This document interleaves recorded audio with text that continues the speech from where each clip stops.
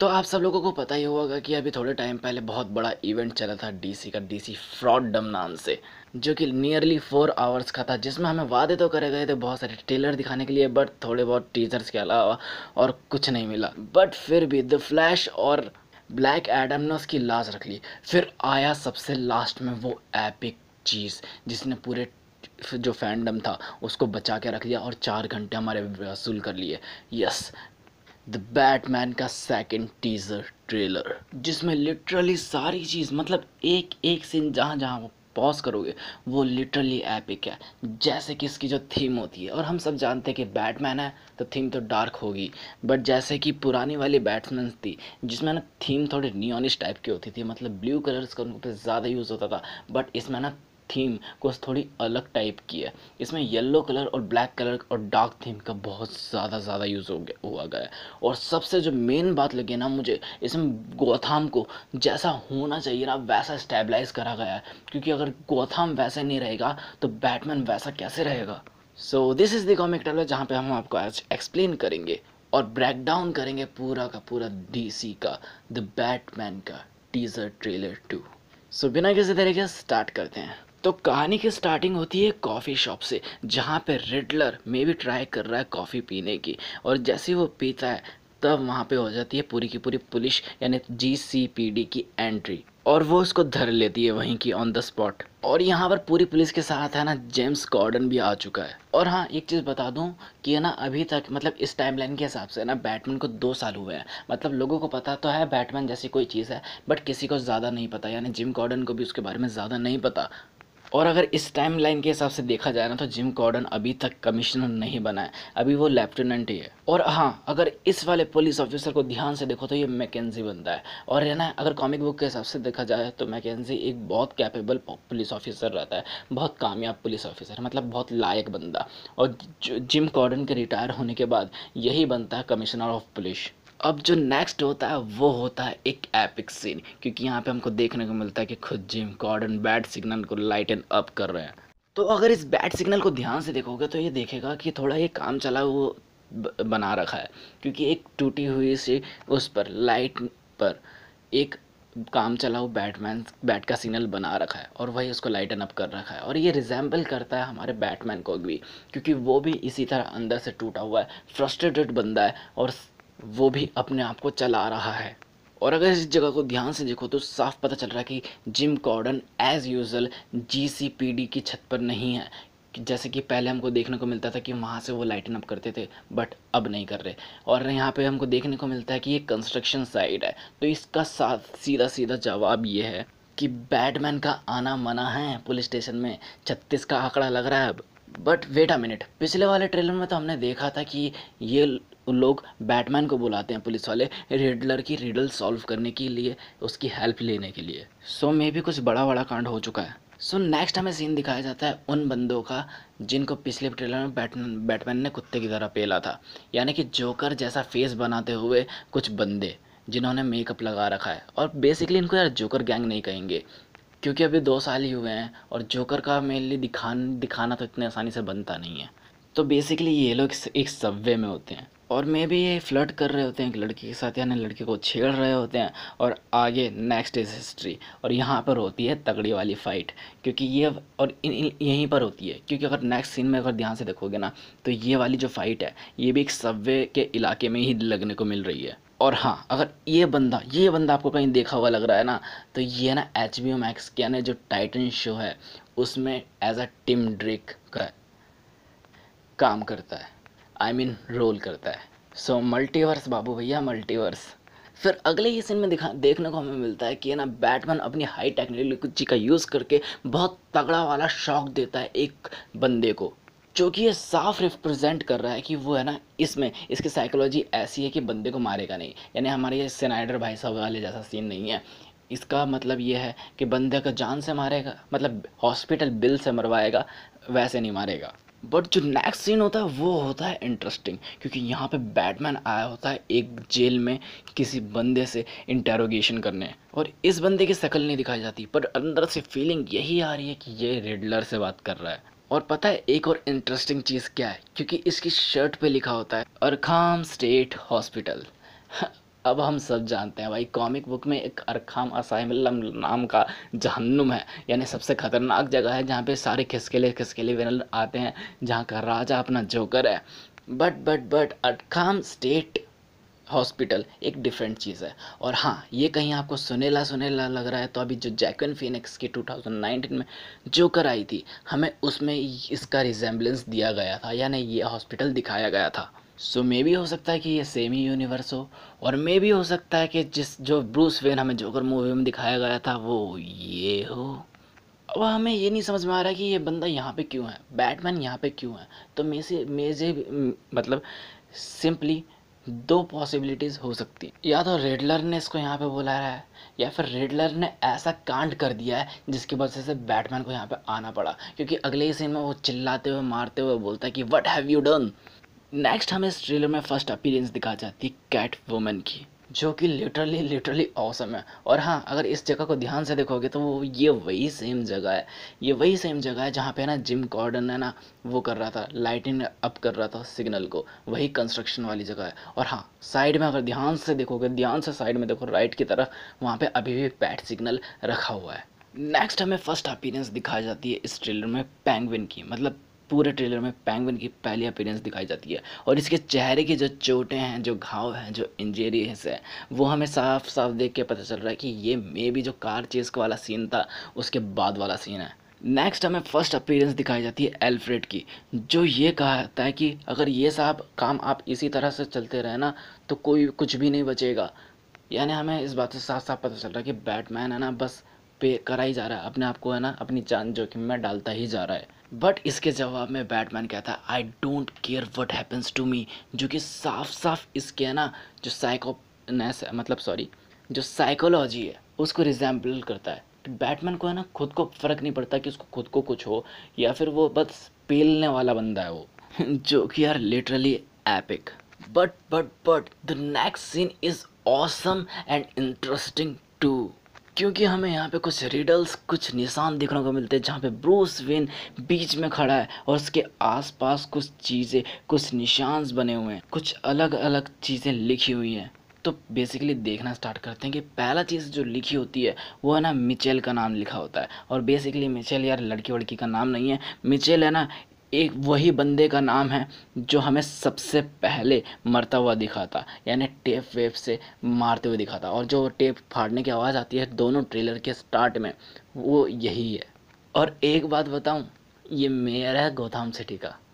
और सच पूछो तो इसके लिए ना इतना ज़्यादा दुखी फील करने की ज़रूरत नहीं है, इस कॉमिक में आए दिन मरता रहता है ये। अब जो सेकंड वर्ड लिखा होता है वो लिखा होता है कॉल्सन, तो मार्वल वाला कॉल्सन नहीं है ये।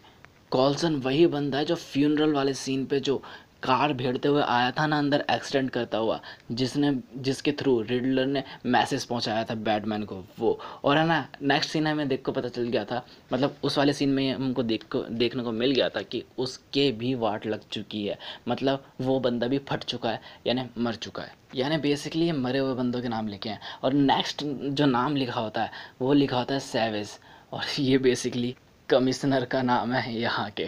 और आप जानते हो और बताने की ज़रूरत नहीं है कि इसका क्या हुआ है। अब नेक्स्ट एक इंटरेस्टिंग सी चीज़ लिखी होती है, लिखा होता है रिन्यूअल इज़ अ लाई। तो मे बी बेसिकली यहाँ पे कुछ रिन्यूअल्स हो रहा होगा लॉज में, या फिर कोई जो आसपास की चीज़ें हैं उनमें, जो कि रिलेटेड होंगे या तो करप्शन से या फिर इलीगल कुछ एक्टिविटीज़ से, जिसको एक्सपोज करने की कोशिश कर रहा है मे बी रिडलर। और इन द लास्ट जो चीज़ लिखी होती है वो होती है सबसे डेंजर, क्योंकि उस पर लिखा था the sins of my father. Oh my God, क्योंकि ये हो सकता है ये सीधा का सीधा रिजेम्बलेंस हो यार ब्रूस वेन्स को। यहाँ पे दो चीज़ें हो सकती हैं, या तो बैटमैन की आइडेंटिटी पता चल चुकी है रिडलर को, या फिर ये सीधा सीधा मैसेज दिया है ब्रूस वेन्स को, यानी कि उसको आईडी नहीं पता चली है अभी। क्योंकि यार कॉमिक बुक में भी है ना कई बार इनडायरेक्टली वे में ना लोगों ने उसको फंसाने की कोशिश करी है, मतलब ऐसा उसको जानबूझ के यहाँ पे लाया जाता है थॉमस वेन को इलीगल धंधे में, मतलब मरने के बाद भी। तो शायद रिडलर को भी ऐसे लगता हो कि वो बंदा इलीगल कामों में था। यहाँ पे बेसिकली जो फ़ोटोज़ पड़ी हुई हैं कुछ, वो ध्यान से देखने में तो कुछ समझ नहीं आता, बट अगर मैंने जितना भी कोशिश हुई उतना देखा तो यार कॉर्ट्स ऑफ आउल जैसा सेम मिलर कुछ हुआ। और कॉमिक बुक के हिसाब से यार कॉर्ट्स ऑफ आउल है ना बैटमैन के एक मेजर विलन में से एक है, जो लिटरली बहुत ज़्यादा पुराने टाइम से है ना राज करते हुए आ रहे हैं। जितने भी इलीगल काम होते हैं, जितने भी इलीगल गोथामी ये लोग करते हैं, और ये लोग उल्लू का मास्क पहन के बंदों को पेलते हैं। और इनमें से सबसे एपिक विलनों में से एक भी है टैलॉन। वो लिटरली लिटरली टैलन बहुत औसम बंदा है। सो मे बी हो सकता है ना कि हल्लू से ये लोग है ना द बैटमैन मूवी में कोट्स ऑफ आउल का भी वो दे दें, और ये दे दिया ना लिटरली हाइप बहुत बहुत बहुत ज़्यादा ऊपर हो जाएगी। और मे भी हो सकता है कि रिडलर इन्हीं को एक्सपोज करने की कोशिश कर रहा हो। नेक्स्ट हमें दिखाया जाता है ब्रूस वेन का सीन, जिसके आंखों के नीचे सुरमा लगा है, मतलब जो काजल लगा है। तो ये होती है नेचुरल चीज़, यानी कि ये अभी अभी बैटमैन बनने जा रहा है या फिर बन के वापस लौटा है। और ये है ना सबसे नेचुरल चीज़ है, क्योंकि यार आज से पहले कि कोई सुपर हीरो ढंग से ऐसा नहीं करता अपनी आईडी को पूरा छुपाने के लिए। ये भी मेरे को बहुत मस्त लगा। नेक्स्ट हमको दिखाया जाता है एक ऑसम फाइट क्लब सीन का, यानी क्लब सीन का एक फाइट दिखाया जाता है। और ये मे भी एक क्लब है पेंगुइन का, क्योंकि कॉमिक बुक में भी पेंगुइन का एक क्लब रहता है जहाँ पे लिटरली ये सारे के सारे गलत धंधे जो कांड होते हैं वो वहीं से ऑपरेट करता है। तो मे भी यहाँ पे बैटमैन आ चुका है। आते ही यहाँ पे जितने भी लौंडे लफाड़ी हैं उसके सबको पेला जा रहा है, और इतनी बुरी तरीके से पेला जा रहा है कि विलन होते हुए पेंगुइन बोलता है take it easy baby. Next हमें बैटमैन और कैटवुमन दोनों का सीन एक साथ दिखाया जाता है, और यहाँ पे साफ साफ देखने का पता चल रहा है कि कैटवुमन ट्राई कर रही है इसको अपने जाल में फंसाने के लिए किसी तरह, बट बैटमैन हमारा सख्त लौंडा इतनी आसानी से नहीं पिघलेगा वो। और इसी बीच हमें गॉथम का शॉट दिखाया जाता है, जो कि लिटरली ऑसम और डार्क और डरावना तीनों एक साथ लगता है। और जो नेक्स्ट सीन है वो भी एक और एपिक सीन है, क्योंकि नेक्स्ट सीन में ही हमें देखने को मिलता है कि कैट वुमन उसी बिल्डिंग से जंप लगा रही है, जो कंस्ट्रक्शन वाली बिल्डिंग होती है उसी बिल्डिंग से। बट अगर साइड में ध्यान से देखोगे ना तो मे बी यहाँ पर जो जिम कॉर्डन है और बैटमैन दोनों आपस में लड़ रहे हैं। तो बेसिकली लड़ाई की वजह क्या होती है बच्चों बताओ? लड़की। तो ये बेसिकली कैट वुमन की वजह से लड़ रहे हैं। तो हो सकता है कि कैट वुमन यहाँ से भागने की कोशिश कर रही हो और वो जिम कॉर्डन कैट वुमन के पीछे आ रहा हो और बैटमैन उसको रोक रहा हो, या फिर दूसरा जो हो सकता है कि कैट वुमन भाग ही रही है, बैटमैन उसको पकड़ने की कोशिश कर रहा है और जिम कॉर्डन उसको रोक रहा है। तो कुछ भी हो सकता है। और नेक्स्ट हमें सीन दिखाया जाता है कि एक और सुपर ऑसम, क्योंकि यहाँ पे हमको देखने को मिलता है एक सुपर हीरो जंप बैटमैन की, जो कि लिटरली एपिक है। और नाउ दोबारा से एक और एपिक शॉट, जहाँ पे जो बैटमैन है वो एक अंधेरे से डार्क से टनल में बंदों को पेल रहा होता है। बंदे उसके ऊपर शूटिंग पे शूटिंग करने जा रहे होते हैं, पर बंदे को कुछ फर्क ही नहीं पड़ता और कुत्ते की तरह पेला जा रहा है पेला जा रहा है, जो कि सेकंड सबसे फेवरेट सीन लगा था मुझे इस पूरे ट्रेलर का। तो बेसिकली यार यहाँ पर अगर खुद को उन बंदों की तरह रख के देखो कि बैटमैन ऐसी एंटिटी जिसके बारे में किसी को ढंग से पता नहीं है, जिसको सब राक्षस मानते हैं, जो अंधेरे में आता है बंदों की जान ले लेता है, वो तुम्हारे सामने खड़ा हो तो तुम क्या करोगे? अपनी जान बचाने के लिए उस पर गोलियां तानोगे ना। तो वो बेसिकली यार निशाना मारने का टाइम वाइम मिलता नहीं है, तो वो इधर उधर मारते हैं और बैटमैन को कुछ फ़र्क पड़ नहीं रहा है। वो छातियाँ पे गोलियाँ पे गोली खाया जा रहा है। और इसके बाद देखने को हमको साफ साफ देखने को मिलता है कि बैटमैन का है ना सीधा साइकोलॉजी कैसी है, बस पेलते जाओ पेलते जाओ पेलो, पेलते जाओ पेलते जाओ पेलो। नेक्स्ट फिर से एक और एपिक सीन, जहाँ पे ना बैटमैन एक बड़ी सी बिल्डिंग पे जंप करने की कोशिश कर रहा है और उसके पीछे लगे हैं कॉप्स। सो मे भी हो सकता है ये जीसीपीडी की बिल्डिंग हो जहाँ से बैटमैन कूदने की कोशिश कर रहा है। और ओल्ड ट्रेलर में हमने देखा था कि वो पिछले पुराने वाले ट्रेलर में हमने देखना था कि बैटमैन जाता है इन पुलिस वालों के साथ पास में, जहाँ पे इन लोगों की भसड़ वसड़ हो जाती है पुलिस वालों की और बैटमैन की, और उल्टा बैटमैन पे वो लोग गोली वोली चलाने लगते हैं। तो मे बी ये वही वाला सीन हो जहाँ से बैटमैन उन लोगों से किसी तरह भाग रहा है।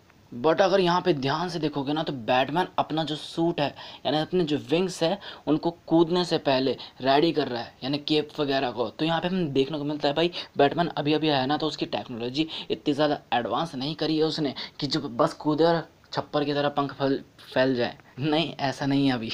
और हाँ, यहाँ पर बैटमैन है ना, जो हमारा स्नाइडरवर्स वाला बैटमैन है उससे कहीं ज़्यादा वल्नरेबल भी है।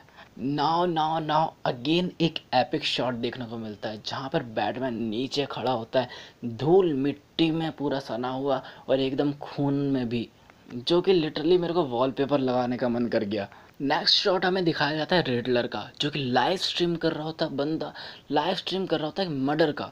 नेक्स्ट हमें ब्रूस वेन की कटी पिटी पीठ दिखाई जाती है, जो कि यार साफ साफ बता दूं ये सिर्फ 2 साल में ही हुआ है। मतलब अभी सिर्फ 2 साल हुए हैं और इतना छिद चुका है बैटमैन, जो कि सीधा उस दोबारा से उसकी साइकोलॉजी को बता रहा है कि बस पेलते जाओ पेलो। और ये जैसा मैंने कहा ये वनरेबल भी है, क्योंकि अगर जब भी नेक्स्ट सीन देखोगे ना तुम, तो साफ साफ देखने को मिलेगा कि बैटमैन की हालत, जो उसको गोलियां पड़ी थी उसकी वजह से ख़राब भी हो रही है। और जो उसकी अगर छाती पे ध्यान से देखोगे तो यहाँ पे साफ साफ बुलेट होल्स देखने को मिल जाएंगे, और जो ब्लड से इम्पैक्ट हुआ है वो भी देखने को मिल जाएगा। अब ये यहाँ पे फ्लेयर निकालता है, पानी वानी से जगह है जहाँ पे कई सारे लोग हैं, कम से कम 100-150 के आसपास, उन सबको गाइड कर रहा है एक जगह जाने के लिए। अब आता है पूरे ट्रेलर का सबसे एपिक सीन, जो लिटरली मुझको एपिक लगा, द कार चेज सीन, जिसमें पेंगुइन को लग रहा होता है कि उसने बैटमैन को जलाकर मार डाला, बट बैटमैन अपनी गाड़ी उछालता हुआ स्टंट मारते हुए आग से बाहर लेके आता है, जिसके देखकर पेंगुइन की फट के चार, और वो टक्कर मार देता है पेंगुइन को, जिसकी वजह से पेंगुइन की गाड़ी का डिसबैलेंस होता है और वो उल्टी हो जाती है और पेंगुइन की लग जाती है वाट। और देखता है जब पेंगुइन बाहर, तो लिटरली ये होता है ना ऑसम सीन। बैटमैन आग में से चल के आ रहा होता है, उसका दुपट्टा ऐसे उड़ रहा होता है, वहीं पर पेंगुइन की फट रही होती है। और इसी के साथ ये वाला टीजर ट्रेलर यहीं पे एंड होता है। और हाँ एक बात बताऊँ सीक्रेट वाली बात, कि पेंगुइन का है ना रोल इस पूरी मूवी में मुश्किल से 15-20 मिनट का है, और इस ट्रेलर में पेंगुइन को ऐसे दिखाया गया है जैसे वही मेन विलन हो। तो समझ लो भाई कि इस ट्रेलर में कितना कुछ हमसे छुपाया गया, मतलब मुश्किल से आधे घंटे की मूवी का हमें ट्रेलर बना के दिखाया गया है। मतलब मूवी के बारे में अभी हमें कुछ नहीं पता, बहुत सारी चीज़ें हैं बाहर दुनिया ज़माने में जो हम से छुपाई जा रही हैं, जो कि लिटरली अच्छी भी हैं। सो होप करता हूँ आपको ये टीजर ब्रेकडाउन अच्छा लगा होगा। अगर अच्छा लगा तो चैनल को लाइक करो और सब्सक्राइब भी कर लो और बेल आइकन भी दबाई देना। So this was the comic teller, जहाँ पे मैं आपको एक्सप्लेन करता हूँ आपकी सारी favourite comics line by line and expression by expression. For the more comics just check out the channel and stay tune with us. और बहुत सारी कॉमिक्स मिल जाएंगी लिटरली। और अभी अभी तो एब्सोल्यूट कार्नेज भी लाया हूँ, जो कार्नेज की सबसे ऑसम ग्राफिक नॉवल है, तो उसको भी चेकआउट करना बिल्कुल मत भूलना। और जैसा कि मैंने बोला यार, थोड़ी हेल्प करवाओ, लोगों को भी बताओ चैनल वगैरह के बारे में, दोस्तों वोस्तों तक पहुंचाओ और सब्सक्राइबर्स बढ़वाओ भाई।